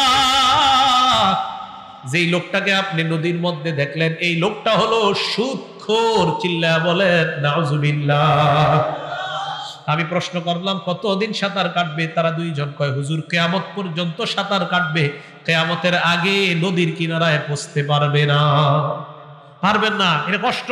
আমি পায়ে ধরি, সুদ খায়েন না। স্টেজে আইসা যদি বলেন আমার সবার সামনে পায়ে ধরেন, আমি আপনার সবার সামনে পায়ে ধরবো, আপনি সুদ খায়েন না। সত্যি বলছি, আপনি পারবেন না, এটা সহ্য করতে পারবেন না। কে পারবে এরকম সারা জিন্দিগি আপনি নদীর সাঁতার কাটবেন আবার আসবেন? এটা অনেক কষ্ট। এই অপরাধের মধ্যে লিপ্ত হবেন না। তাহলে 9 নাম্বার, সুদ খাওয়া মানে রক্তের নদীতে কিয়ামত পর্যন্ত সাঁতার কাটা। 10 নাম্বার, যারা সুদ খায় তাদের উপর নবীজি 24 ঘন্টা অভিশাপ চলতে থাকে। নাসাই শরীফের 5103 নাম্বার হাদিস এবং 104 নাম্বার হাদিস। আন আলী ইবনে আবি তালিব রাদিয়াল্লাহু তাআলা আন, হযরতে আলী থেকে বর্ণনা, আলী বলেন আন্নান নবী ইয়ালানা আকিলা রিবা ওয়া মুকিলা ওয়া কাতিবা, পরের হাদিসে ওয়া শাহিদা, নবীজি যেই ব্যক্তি সুদ খায়, যেই ব্যক্তি সুদ দেয়, যেই ব্যক্তি সুদের কারবার লেখে, সবার উপর নবী অভিশাপ দেয়। আপনাদের গ্রামগঞ্জে আশা সোনার বাংলা এই জাতীয় আসেনি? আছে? 4 টাকা 5 টাকা 10 টাকা সুদ, কিস্তি সুদ। তো যারা সুদের কারবার লেখে তাদের উপরও নবীর অভিশাপ 24 ঘন্টা। এবার শোনেন, বইলোর বাজারে আপনাদের থেকে 5-7 জনে নিয়ে গেছে, একজনে নিয়ে বলতেছে তোরা সাক্ষী থাক, 500 টাকার নাস্তা খাওয়াইছে, আমি তারে 5 লাখ টাকা দিলাম সুদে, 1 বছর পর সে 70,000 50,000 টাকা দিবে বেশি, তোরা সাক্ষী থাক। আল্লাহ নবী কয় তোমরা যারা সাক্ষী দিলা সুদের টাকা ধরলাও না, খাইলাও না, আমি নবীর অভিশাপ তোমাদের উপরও 24 ঘন্টা। সাক্ষী দিছে। 11 নম্বর, যেই ব্যক্তি সামান্য পরিমাণ সুদ খায়, ভালো করে শোনেন, মুসনাদে আহমদ হাদিস নাম্বার 22,007 নম্বর হাদিসের বর্ণনা, নবী বলেন দিরহামু রিবান ইয়াকুলুহুর রাজুল ওয়া হুয়া ইয়ালাম, জেনে শুনে সামান্য সুদ খাওয়া। মিছিল দিয়া বলেন আমার সাথে, জেনে শুনে সামান্য সুদ খাওয়া। বলেন জেনে শুনে সামান্য সুদ খাওয়া। জেনে শুনে সামান্য সুদ খাওয়া 36 বার জিনা করার চেয়ে বড় অপরাধ। আসাদ্দু মিন সিত্তি ওয়া সালাসিনা জিনা, 36 বার জিনা করার চেয়ে বড় অপরাধ। আল্লাহ আমাদেরকে বেঁচে থাকার তৌফিক দান করেন। 12 নাম্বার, যেই ব্যক্তি সুদ খায় আর সুদের অবস্থায় মারা যায়, তওবাও করে নাই, আল্লাহ নিজের উপর ওয়াজিব করে নেয়, এই সুদখোর আমি তোরে জান্নাত দিমু না। আল মুস্তাদরাক লিল হাকিম হাদিস নাম্বার 2260 নাম্বার হাদিস, 2260। ক্বালা রাসূলুল্লাহ সাল্লাল্লাহু আলাইহি ওয়াসাল্লাম, আল্লাহর নবী বলেন আরবাউন হাক্কুন আলাল্লাহ আল্লাহ ইউদখিলাহুমুল জান্নাহ ওয়া লা ইউযিকুহুম নাঈমা ওয়া লা ইউযিকুহুম নাঈমাহা। 4 ব্যক্তি এমন যাদেরকে আল্লাহ জান্নাত না দেওয়া নিজের উপর ওয়াজিব করে নেয়। 1 নাম্বার মুদমিনুল খামরি, যারা মদ পান করে তাদেরকে আল্লাহ জান্নাত দিবে না। 2 নাম্বার আকিলুর রিবা, যারা সুদ খায় তাকে আল্লাহ জান্নাত না দেওয়া নিজের উপর ওয়াজিব করে নেয়। 3 নাম্বার আকিলু মালিল ইয়াতীম, যেই ব্যক্তি এতিমের সম্পদ ভক্ষণ করে তাকে জান্নাত না দেওয়া আল্লাহ নিজের উপর ওয়াজিব করে নেয়। 4 নাম্বার আল আকুলি ওয়ালিদাই, পিতা মাতার নাফরমান সন্তান, তাকে জান্নাত না দেওয়া আল্লাহ নিজের উপর ওয়াজিব করে দেয়। বলেন নাউজুবিল্লাহ। সুদ খাওয়া, আল্লাহ নবীর সাথে লড়াই করা। 2 নাম্বার সুদ খাওয়া, কিয়ামতের ময়দানে পাগল অবস্থায় ওঠা। 3 নাম্বার সুদ খাওয়া, কিয়ামতের ময়দানে আপনার গলায় ফাঁস লাগায় উঠানো। 4 নাম্বার সুদ খাওয়া, আপনার এলাকার জন্য আল্লাহর আযাব বৈধ হওয়া। 5 নাম্বার সুদ খাওয়া, আল্লাহর পক্ষ থেকে এলাকায় খাদ্যের অভাব লাগা। 6 নাম্বার সুদ খাওয়া মানে আপনার পেটটা বিশাল বড় বাড়ির মতো, পেটের মধ্যে সাপ দেখা যাওয়া। 7 নাম্বার সুদ খাওয়া, আপন মায়ের সাথে ব্যভিচার করা। 8 নাম্বার সুদ খাওয়া মানে হলো দুনিয়া ধ্বংস, আখিরাত ধ্বংস করা। 9 নাম্বার সুদ খাওয়া, কিয়ামত পর্যন্ত রক্তের নদীর মধ্যে সাঁতার কাটা। 10 নাম্বার সুদ খাওয়া, আল্লাহ নবীর অভিশাপ আপনার উপর চলতে থাকা। 11 নাম্বার সুদ খাওয়া, সামান্য পরিমাণ 36 বার জিনার চাইতে বড় অপরাধ করা। 12 নাম্বার সুদ খাওয়া মানে আল্লাহ জান্নাত থেকে বঞ্চিত হওয়া। চিল্লায়া বলেন নাউজুবিল্লাহ। সুদ খাওয়া যাবে না। সর্বশেষ হাদিসটা বলি, আবু দাউদ শরীফের 3331 নাম্বার হাদিস। ক্বালা রাসূলুল্লাহ সাল্লাল্লাহু আলাইহি ওয়াসাল্লাম, আল্লাহ নবী বলেন লা ইয়াতিয়ান্না আলান নাসি জামান লা ইয়াবকা আহাদুন ইল্লা আকালার রিবা। নবী বলেন এমন একটা সময় আসবে যেই সময় মানুষ ঢালাও ভাবে মিছিল দিয়া সবাই সুদ খাবে। এই হাদিস যখন আমি পড়ি আমি নিজেরই ঠিক রাখতে পারি না, নবী কি বললেন। এমন একটা সময় আসবে যেই সময় কোনো মানুষ বাকি থাকবে না, সবাই সুদ খাবে। নবী বলেন ইনলাম ইয়াকুলহু, যদিও ডাইরেক্ট না খায়, আসাবাহু মিন বুখারিহি, সুদের হাওয়া সবার গায়ে লাগবে। ইনি বিনি সুদ খাবে মানুষ। এখন যেই কথাটা আপনাদেরকে সর্বশেষ বলবো, এটা শোনার জন্য আপনারা অনেকে প্রস্তুত না, এরপরে শুনতে হবে। বলবো, এই তুমি এদিকে আসো, তোমার একটা অভিনয় দায়িত্ব, দাঁড়াও। এই যে মনে করেন ওরে আমি 1 বছরের জন্য ওর কাছ থেকে 30,000 টাকা নিছি। কয় বছরের জন্য? তোমারে 1 গন্ডা জমিন দিছি আমি, এই 1 গন্ডা জমিন 1 বছরের জন্য দিলাম, 30,000 টাকা নিলাম। 1 বছর পর 30,000 দিমু, জমিন দিবে। এই জমিনে সে চাষাবাদ করছে 1 বছর, এটাই তো চলে এলাকায়। সবাই বলেন সুদ। এটা বন্ধক না। বন্ধক কাকে বলে আবার দেখেন, আরেকজন লাগবে, আপনি আসেন হুজুর, আপনি কষ্ট নিলেন না। বন্ধক কাকে বলে দেখেন, এইটা আমি একটা প্রাইভেট কার দিয়ে আসছি, একটা প্রাইভেট কার, এটা আমার প্রাইভেট কার। এই প্রাইভেট কারটা আপনারে দিলাম 3 দিনের জন্য, 10,000 টাকা আপনার কাছ থেকে নিলাম। 3 দিন পর প্রাইভেট কারটা সেফটি হিসেবে দিছি, প্রাইভেট কার দিয়ে দিবেন, 10,000 নিয়ে যাবেন। 3 দিনের মাঝে ওনার একটু শখ হয়েছে, প্রাইভেট কারের সিটে একটু বৈশা দেখি কেমন লাগে। 1 মিনিটের জন্য প্রাইভেট কারের সিটে বসছে, 1 মিনিট পরিমাণ উনি সুদি কারবারে লিপ্ত হয়েছে। ওনারে জমিন দিলাম, এই জমিনে চাষাবাদ করবে না, কিচ্ছু করবে না, টাকা দিব, জমিন দিয়ে দিবে, এটাকে বলা হয় বন্ধক। লা ইয়াজুজুল ইনতিফা বিশাইইল মারহুন। বন্ধকি জিনিস দিয়ে উপকৃত হলে এটাকে বন্ধক বলা হয় না। কথা কি বুঝে আসছে? এটা হারাম, এলাকায় এটা সবার করতেছেন, এই কাজ করেন না। তাহলে এই সুদের কারবার, হ্যাঁ মাশাআল্লাহ, ভালো কথা। শেষের দিকে 500, 1000, 2000 কিছু দিয়ে দিলে হবে, এটা বাউতামি, এটা বাটপারি, এটা আরো ভয়ঙ্কর অপরাধ। জায়েজ নেই। লিজ জায়েজ। লিজ, এই মাঠটা আপনাদেরকে ভাড়া দিব 1 বছরের জন্য, 50,000 টাকা দিবেন, বাস এই টাকা আর পাবেন না, এটাকে বলা হয় লিজ। তাহলে জমিন দিলাম, টাকা নিলাম, আবার 1 বছর পর টাকা দিব, জমিন দিবেন, আর 1 বছর চাষাবাদ করলেন, এটা সুদ, জায়েজ নাই। ওনারে আমি স্বর্ণের চেন দিছি, আপনি রাখেন বন্ধক, 10,000 টাকা নিলাম, উনি 10 দিন স্বর্ণের চেনটা রাখছে। ওনার মেয়ে এসে আব্বু একটু সেই চেনটা পইরা দেখি, ওনার মেয়ে সামান্য সময়ের জন্য বললে উনি সুদি কারবার করলো। এই চেন ওনার মেয়ের গায়ে, ওনার বউর গায়ে, ওনার নাতনির গায়ে, কারো গায়ে দিতে পারবে না, এটা সুদ। এই সুদ থেকে সবাই বেঁচে থাকবেন। আল্লাহ আমাদের সকলকে, যে ভয়াবহ 12টা অবস্থা জানলাম, হুজুর আয়েশা বলছে, এই 12টা অবস্থার ভয়াবহ অবস্থাগুলা আমরা মাথায় রেখে আপনাদের পায়ে ধরি, কেউ সুদ খায়েন না, আল্লাহর হস্তে আপনারা সুদ খায়েন না। আল্লাহ পাক রব্বুল আলামিন আমাদের সকলকে সুদ নামক এই অপরাধ কর্ম থেকে আমরা যেন বেঁচে থাকতে পারি, আল্লাহ তৌফিক দান করেন। আমিন। ওয়া আখিরু দাওয়ানা আনিল হামদুলিল্লাহ। আচ্ছা ঠিক আছে, এটা আগে বলবেন না, আপনি একজন টাচ দিল। ঠিক আছে ঠিক আছে ঠিক আছে ঠিক আছে। না আমি ভাবছি হুজুরের বক্তা। আচ্ছা আচ্ছা, না আমি বুঝতে পারি নাই। হালাল হারাম, এতক্ষণ হারাম, আপনাদের যেই হারামের সম্পর্ক এটা ছিল খাদ্যের সাথে। বলেন কিসের সাথে? সবাই বলেন কিসের সাথে? কিছু হারামের সম্পর্ক কথার সাথে। সবাই বলেন কিছু হারামের সম্পর্ক কিসের সাথে? মন দিয়ে শোনেন। না না, এটা গুরুত্বপূর্ণ আলোচনা, উঠেন না, এটাও ভালো আলোচনা, এইটা শুরু করছে। কিছু হালালের সম্পর্ক কথার সাথে। মিথ্যা কথা বলা হালাল না হারাম? সবাই বলেন মিথ্যা কথা বলা হালাল না হারাম? হারাম। বুখারী শরীফের হাদিস নাম্বার 6094 নাম্বার হাদিস, আব্দুল্লাহ ইবনে মাসউদ রাদিয়াল্লাহু তাআলা আনহুর বর্ণনা। ক্বালা রাসূলুল্লাহ সাল্লাল্লাহু আলাইহি ওয়াসাল্লাম, আল্লাহর নবী বলেন, ইন্নাস সিদকা ইয়াহদি ইলাল বির ওয়া ইন্নাল বিররা ইয়াহদি ইলাল জান্নাহ। আল্লাহর নবী বলেন, সত্য মানুষকে নেকির দিকে নিয়ে যায়, নেকি মানুষকে আল্লাহর জান্নাতের রাস্তা দেখায়। ইন্নার রাজুলা লা ইয়াসদুকু ওয়া ইয়াতাহাররা সিদকা, মানুষ সত্য কথা বলে, সত্য বলতে বলতে এমন একটা অবস্থা হয়ে যায়, হাত্তা ইউকতাবা ইনদাল্লাহি সিদ্দিকা। আপনাদের এলাকার কেউ যদি নিয়মিত সত্য কথা বলতে থাকেন, আবু বকরের নাম যেমন সিদ্দিক, আপনার নামের সাথে আল্লাহ সিদ্দিক উপাধি লাগায়া দেয়। এবার আল্লাহর নবী বলেন, ওয়া ইন্নাল কাযিবা ইয়াহদি ইলাল ফুজুর, মিথ্যা মানুষকে পাপাচারের দিকে নিয়ে যায়। ওয়া ইন্নাল ফুজুরা ইয়াহদি ইলান নার, পাপাচার মানুষকে জাহান্নামী বানায়া দেয়। নবীর জামানায় একজন নিজের দাবি করছে, মুসাইলামাতুল কাজ্জাব, নবুয়ত দাবি করছে।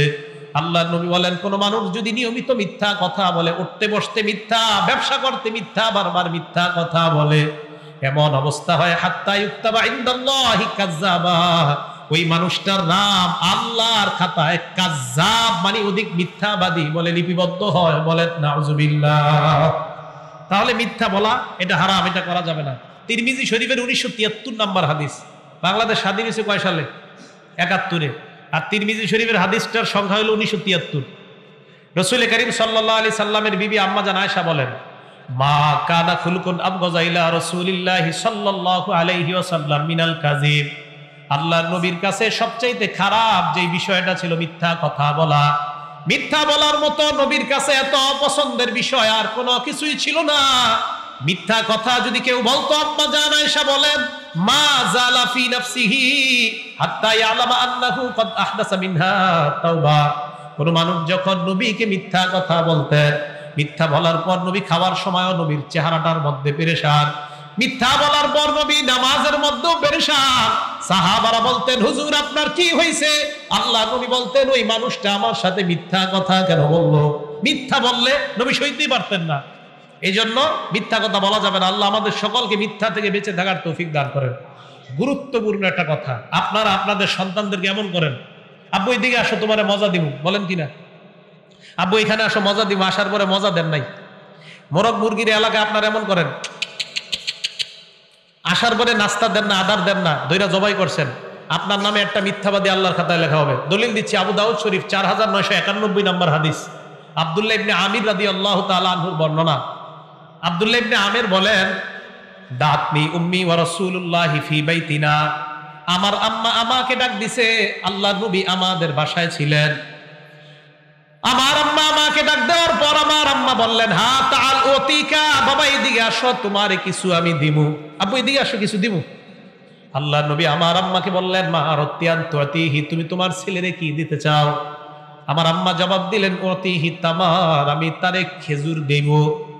আল্লাহ নবী বললেন, আমা ইন্নাকি লাউলাম তুতিহি শাইআ, তুমি যদি তোমার ছেলেরে ডাক দেওয়ার পর খেজুর না দিতা, কিছু না দিতা, এভাবে ডাক দিছো, আসো আব্বু মজা দিব, দেওয়ার পর যদি তুমি কিছু না দাও, আব্বু আসো মজা দিব, যদি আসার পর কিছু না দাও, কুতিবাত আলাইকি কাযিবা, তোমার নামে আল্লাহর দরবারে একটা মিথ্যাবাদী লেখা হয়ে যায়। বলেন নাউজুবিল্লাহ। এটা হয় কিনা? এরপর আরেকটা শুনেন, এটা গুরুত্বপূর্ণ। মনে করেন হুজুরের সাথে আমরা 4-5 জন বসা, তো হুজুর আল্লাহওয়ালা মানুষ, হুজুর আমাদের কয়েকজনে বললেন, এই তোমরাও খাও, আমাদের পেটে খিদে আছে ঠিক, তো হুজুরের সামনে লজ্জা খাইতে পারি না, তো বলতে পারি হুজুর আপনি খান, আমরা খাবো না, এটা বলা যায়। অথবা হুজুর আমরা পরে খাবো, আপনি খান। কিন্তু আপনি ক্ষুধা রেখাও বললেন, হুজুর খিদা নাই, আপনি খান, আপনি মিথ্যা কথা বলছেন। দলিল ইবনে মাজাহ হাদিস নাম্বার 3298 নম্বর হাদিস, আসমা বিনতে ইয়াজিদ রাদিয়াল্লাহু তাআলা আনহার বর্ণনা। তিনি বলেন, আমাদের নবীজির চাইতে বড় পীর, বড় আল্লামা, বড় শাইখুল হাদিস, বড় মুফতি দুনিয়াতে কেউ নাই। কথা তো ঠিক। নবীজির সামনে একদল বসা, ওই মুহূর্তে নবীর সামনে খানা দেওয়া হয়েছে। খাবার দেওয়ার পর আমরা যারা নবীর সামনে বসা, আমরা বললাম, লা নাস্তাহি, আমরা খাবো না, খিদা নাই। নবীজি বললেন, আসলে খিদা নাই। আসলে খিদা নাই? তারা বলিয়া তারা চুপচাপ। নবী বললেন, লা তাজমানা জুআন ওয়া কাযিবা, এক পেটের মধ্যে ক্ষুধা আর মিথ্যা একত্রিত করবা না। তুমি দুনিয়ার মধ্যে ক্ষুধা রেখা যদি বলো ক্ষুধা নাই, দুনিয়ায় খাবারের কষ্ট পাইলা, আখিরাতে মিথ্যাবাদীর কষ্ট পাইলা। ক্ষুধা রাইখা বললেন যদি খিদা নাই, নবীজি বললেন, লা তাজমানা জুআন ওয়া কাযিবা, ক্ষুধা মিথ্যা একত্রিত করবা না। এবার আরেকটা আশ্চর্যজনক কথা আপনাদেরকে আমি শোনাইতে চাই, হুজুরের সময় নষ্ট করব না। তিরমিজি শরীফের 2314 নম্বর হাদিস, 2314। আমরা মাঝে মাঝে এমন কথা বলি, কি ও ভাই ভালো আছেন? তো বইলা টইলা বলি কি, কথার কথা কইলাম, বলে না কথার কথা। অনেক সময় কথা বইলা বলি কথার কথা কইলাম। নবী কি বলে শোনেন, ইন্নার রাজুলা লা ইয়াতাকাল্লামু বিল কালিমা, মাঝে মাঝে মানুষ এমন কথা বলে, লা ইয়ারা বিহা বাসা, ওই মানুষ জানেও না এই কথার মধ্যে মনে করে কোনো ব্যাপার না, এমন কথা বলে। চা স্টলের সামনে 4 জন চা খায়, হঠাৎ একটা আন্দাজি কথা কয়, আল্লাহর নবী কয় সেই কথাটাকে কিছুই মনে করে না, ছাইরা দিছে একটা। নবী বলে, তার জানাও নাই, ইয়াহবি বিহা 70 খরিফান ফিন্নার, তার এই কথার কারণে 70 বছর জাহান্নামের ফয়সালা হয়ে গেছে, তার জানাও নাই। আপনারা নাউজুবিল্লাহ আসতে কোনকা? চা দোকানের সামনে বৈশা 4 জন চা খাইতেছেন, আন্দাজি কথা একটা কইছেন, তা আপনি মনে করতেছেন লা ইয়ারা বিহা বাসা, এটা কোনো ব্যাপার না। নবীজি কয় তোমার 70 বছর জাহান্নাম হয়ে গেছে, তোমার জানাও না। এবার সর্বশেষ একটা হাদিস বলি, হাদিস আমার জন্য, বক্তা যারা তাদের জন্য, বিশেষ করে যারা বক্তৃতা দেয় তাদের জন্য, এটা আমি আমার জন্য কই আজকে। তিরমিজি শরীফের 2315 নম্বর হাদিস, নবীজি বলেন, ওয়াইলুন লিল্লাযী ইউহাদ্দিসু লিইউদহিকা বিহিল কওম ফায়াকযিব, ওই মানুষ ধ্বংস হোক যে মানুষ মানুষের সামনে কথা বইলা কিছু মিথ্যা মিশ্রিত করে মানুষের হাসায়। যেমন আপনাদের এলাকায় সকালবেলা যুবক ছেলেরা মাঝে মাঝে কিছু এলাকা এমন কয়, আজকে যে বক্তা আসবে হে খুব হাসাইতে পারে, জামুরে আজকে রাত্রে। এই যদি আপনাদের টার্গেট থাকে, আর সত্যি সত্যি যদি ওই বক্তা কিছু মিথ্যা টিথ্যা মিশ্রিত করে আপনাদেরকে হাসায়, নবীজি বলেন, ওয়াইলুল্লাহ ওয়াইলুল্লাহ ওয়াইলুল্লাহ, সে ধ্বংস, সে ধ্বংস, সে ধ্বংস। হ্যাঁ, এটা আমাদের নবীজি বলেছেন, আমাদের নবীজির কথা সত্য, সত্যি সত্য। তো নবীজি বলেছেন যে সে ধ্বংস, সে ধ্বংস, সে ধ্বংস। এই জন্য মনে রাখবেন, আমানত 8 প্রকারের মধ্যে একটা আমানত ফিল কালাম। প্রত্যেকটা কথা একটা আমানত। আপনারা যারা এই জায়গায় যতজন আছেন, ধরে নেন এই জায়গায় আপনারা 1000 লোক। এই 1000 লোকের সামনে আমি যদি এই বর্তমান সময় পর্যন্ত আমি 1000 লোকের সামনে 75 মিনিট বা 70 মিনিট বা 80 মিনিট কথা বইলা থাকি, প্রত্যেকের 80 মিনিট যদি একত্রিত করেন কয় হাজার মিনিট হবে? এই 1000 মিনিট পরিমাণ জবাব আল্লাহর কাছে আমি কিয়ামতের মাঠে দিতে হবে। আল্লাহ বলবে, এই 1000 মিনিট কি তুমি তাদের আমানত ঠিক মতো রক্ষা করেছো কিনা? এটা আল্লাহ আমাকে জিজ্ঞাসা করবে। আপনাদের সবার মিনিট একত্রিত করে এই 1000 মিনিটগুলো আল্লাহর সামনে আমাকে আল্লাহ জিজ্ঞাসা করবেন। এই জন্য একজন বক্তার কত হাজার মিনিটের হিসাব দিতে হবে আল্লাহর কাছে? হাজার হাজার মিনিটের হিসাব দিতে হবে। তা আমি বলছি প্রিয় ভাইয়ারা, মুসলমান হাসবে আল্লাহর জন্য, মুসলমান কানবে আল্লাহর জন্য। যেমন আমি আপনাদেরকে একটু হাসাই, আল্লাহর জন্য হাসাবো। এখন নবীজি বসা, এক মহিলা আসছে সাহাবাদের সামনে, নবীজি চাদরটা বিছাই দিছে, সুবহানাল্লাহ। মহিলা এসে নবীজি চাদরে বসছে, সাহাবার অবাক, এই মহিলারে নবীজি চাদর বিছাই দিছি রে কে? মহিলা চাদরের উপরে বসে কয়, মোহাম্মদ কেমন আছো? জি ভালো আছে। আমার একটা ওট দাও, ওট ওট ওট ওট। বলেন কি দাও? ওট। নবীজি কয়, না আপনারে ওটের বাচ্চা দেই। মহিলা কয়, তোমারে কইছি ওট দিতা। নবীজি কয়, না আপনারে ওটের বাচ্চা দেই। মহিলা কয়, তোমারে কইছি ওট দাও। নবীজি কয়, না আপনারে ওটের বাচ্চা দেই। মহিলা রাগ হইয়া উঠা রওনা করছে। সাহাবাদেরকে নবী বললেন, মহিলাটাকে থামাও। কোন কোন বর্ণনায় এই মহিলা অন্য কেউ নয়নি, আমার দুধমা হযরত হালিমা। আব্বা আসেন, এদিকে আসেন, নেন। নবী আর তার ওই মা দুধমাকে হালিমা কোন বর্ণনায়, হালিমা কোন মহিলা কোন বর্ণনায় অন্য একজন মহিলা তাকে বললেন, নেন, আপনি উট চেয়েছেন, আপনি উটটা নেন। মহিলা কয়, শেষমেশ তো তুমি আমারে উটেই দিলা, কেন বারবার বললা উটের বাচ্চা দিবা? রাগ উঠাইয়া দিলা আমার। সবাই তৈরি হন, এখন আমরা হাসবো সোয়াবের নিয়তে। আল্লাহ নবী কয়, আম্মা আপনারে যেই উটটা দিছি এটা তো আরেকটা উটের বাচ্চা। সাহাবারা হাসলেন, নবীও হাসলেন, আপনারাও হাসলেন। আমাদের এই হাসিতে আল্লাহ সোয়াব লিপিবদ্ধ করে দেয়। মুসলমান হাসবে সোয়াব, মুসলমান কানবে সোয়াব। মুসলমানের হাসি গুনাহ হবে, এই হাসি মুসলমান হাসবে না। আল্লাহ আমাদের সকলকে যে কথা শুনলাম বললাম, কথাগুলোর উপর যেন আমরা সবাই আমল করতে পারি। খাদ্যের হারাম, মুখের হারাম, কথার হারাম, কর্মের হারাম থেকে আমরা বেঁচে থাকতে পারি।